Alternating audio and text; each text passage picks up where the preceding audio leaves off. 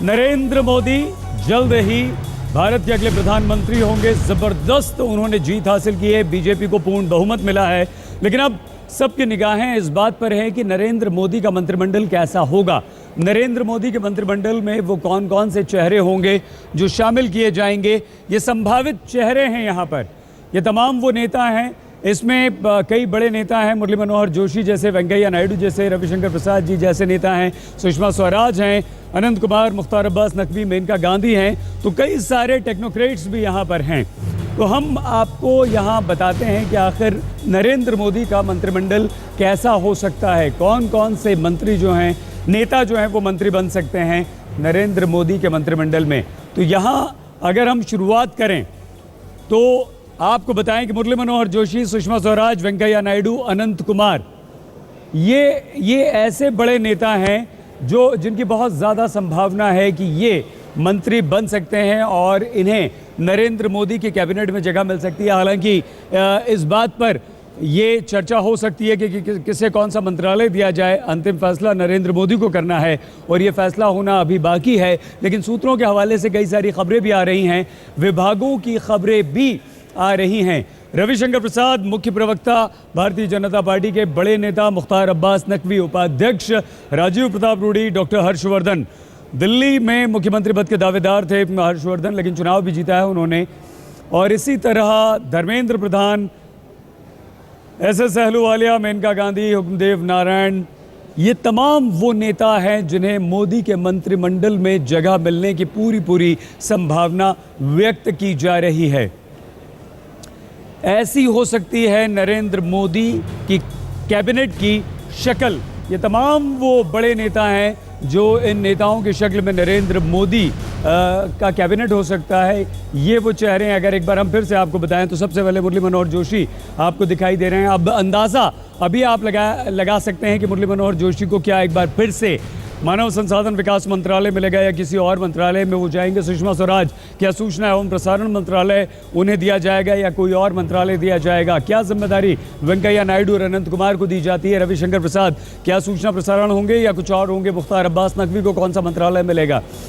अगर हम दूसरे स्तर पर आए, राज्य मंत्रियों की बात करें तो जनरल वीके सिंह जो कि गाजियाबाद से चुनाव लड़े थे और जब आप सेना अध्यक्ष के पद पर थे तो कांग्रेस से ज़बरदस्त विवाद हुआ था, उम्र विवाद इनका हुआ था। स्मृति ईरानी, कांग्रेस उपाध्यक्ष राहुल गांधी के खिलाफ अमेठी में जाकर उन्होंने चुनाव लड़ा था और कड़ी टक्कर राहुल गांधी को दी है।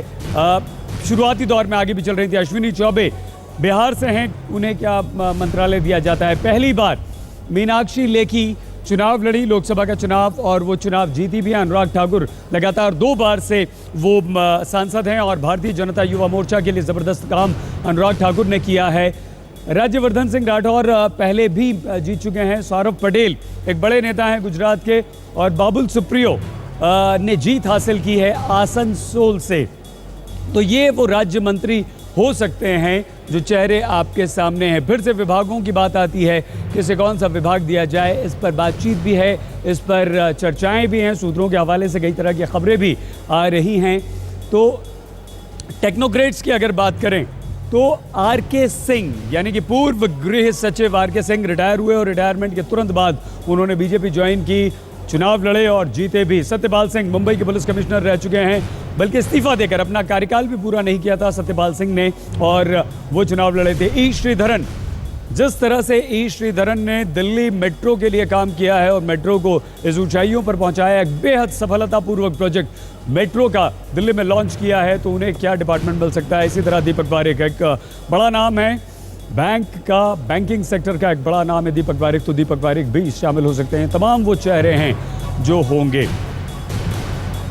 हम इस वक्त आपको लिए चलते हैं हमारे संवाददाता, हमारे सहयोगी अमिताभ सिन्हा के पास। अमिताभ, बहुत सारी अटकलें हैं, बहुत सारी चर्चाएं हैं, कुछ दिन का इंतज़ार है, मंत्रिमंडल का गठन होगा। कौन है वो संभावित मंत्री और कौन से वो महत्वपूर्ण विभाग हैं जो इन लोगों में से जा सकते हैं अमिताभ, और आपकी ये जो मुस्कुराहट है इसके पीछे क्या है अमिताभ? देखिए, 2 चीज़ें साफ है सही। पहला, जातिगत और क्षेत्रीय समीकरणों का ध्यान रखना पड़ेगा पार्टी को, क्योंकि देश भर से 280 से ज़्यादा सांसद जीत के आए हैं। दूसरी बात, अनुभव का भी ध्यान रखना पड़ेगा।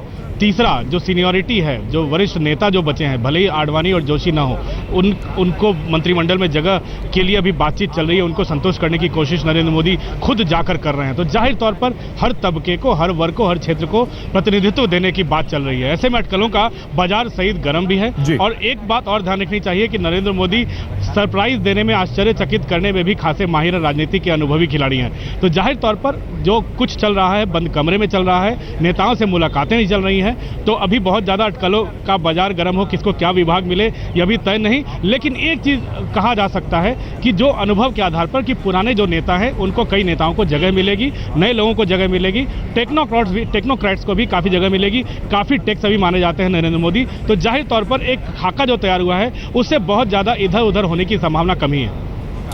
बिल्कुल अमिताभ, ये तो आपने जातीय समीकरण, अनुभव, नए लोग, टेक्नोक्रेट सबकी बात की, लेकिन जो गुजरात भवन एक पावर सेंटर अभी बना हुआ है, राजनाथ सिंह के घर लोगों का आना जाना, नेताओं का सिलसिला चल रहा है, नरेंद्र मोदी से मुलाकातें हो रही हैं, संघ के दर पर बीजेपी के नेता, जीते हुए नेता जा रहे हैं, सांसद जा रहे हैं, क्या इन सब का असर होगा या नरेंद्र मोदी का वीटो ही चलेगा, जिसे चाहेंगे उसे बनाएंगे, उनके अलावा किसी की नहीं चलेगी? अमिताभ,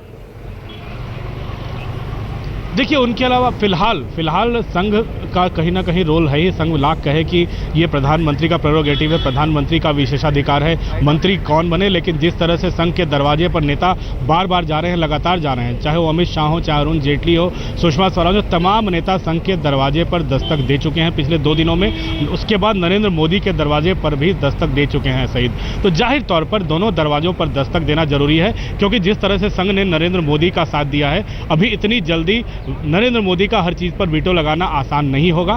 संघ की कहीं ना कहीं छाया होगी, क्योंकि संघ भी चाहता है कि एक साफ सुथरी सरकार यहाँ पर शपथ ले, और शपथ लेने के बाद जो जनता को जो वायदे किए हैं और अच्छे दिन आने वाले हैं का वायदा किया है, उस पर खरा उतरें, क्योंकि पहले दिन से ही आपको काम करना पड़ेगा। अब रिलैक्स करने का समय सरकार के पास नहीं है, तभी तो इतनी कवायद चल रही है। और आपको याद होगा, गिनती मतगणना के पहले से ही ये सारी कवायदें सही शुरू हो गई थी। तो जाहिर तौर पर संघ का थोड़ा रोल तो होगा ही, लेकिन असली जो चलेगी वो नरेंद्र मोदी की चलेगी। ये उनके दरवाजे पर आने वाले लोगों की कतार को देख के ही समझ में आ रहा है।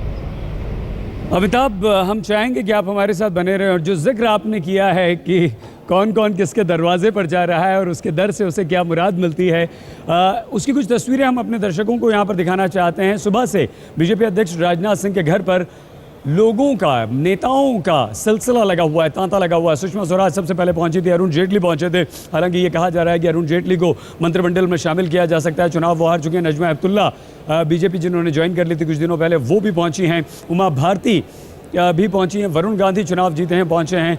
रामविलास पासवान अपने बेटे चिराग पासवान के साथ पहुंचे हैं। तो ये राजनाथ सिंह के घर पर सब लोग पहुंचे हैं। अब आप अंदाज़ा साफ तौर पर लगा सकते हैं कि मंत्रिमंडल का गठन होना है, नरेंद्र मोदी के मंत्रियों को शपथ दिलाई जानी है, मंत्रिमंडल बनना है, तो जाहिर सी बात है अपनी अपनी दावेदारी भी पेश की जा सकती है, या अपने आप को कहीं ना कहीं बीजेपी अध्यक्ष की नज़र में लाना भी होगा। और ये भी हो सकता है कि किस तरह से अपनी दावेदारी को वहाँ पर मजबूती से पेश किया जा सके। लेकिन अब आइए हम आपको बताएं कि सत्ता के केंद्र मजबूती से बनकर कौन कौन से उभर रहे हैं। गुजरात भवन, ये यहाँ पर जो कि गुजरात भवन में तांता लगा हुआ है, नरेंद्र मोदी से मिलने वालों का यहाँ पर लगा हुआ है। राजनाथ सिंह के घर लोगों का आना जाना लगातार यहाँ पर चल रहा है, और आरएसएस दफ्तर में भी लोग अपनी अपनी हाजिरी लगा रहे हैं। आरएसएस भले ही ये कहे, राम माधव ये आकर ज़रूर ये कहते हैं कि बस हमारा काम हो गया, हमें बीजेपी को जिताना था, अब हम सरकार के बनने में दखल अंदाजी नहीं करेंगे। वो बीजेपी का काम है, वो सरकार बनाए, नरेंद्र मोदी का काम है। लेकिन फिर भी आरएसएस के दफ्तर पर बीजेपी के जीते हुए सांसद पहुंच रहे हैं, क्योंकि आरएसएस की मंजूरी कहीं ना कहीं दबे छुपे ही सही बहुत ज़्यादा महत्वपूर्ण हो जाती है। राजनाथ सिंह की अहम भूमिका है, और गुजरात भवन में तो लोग जा ही रहे हैं।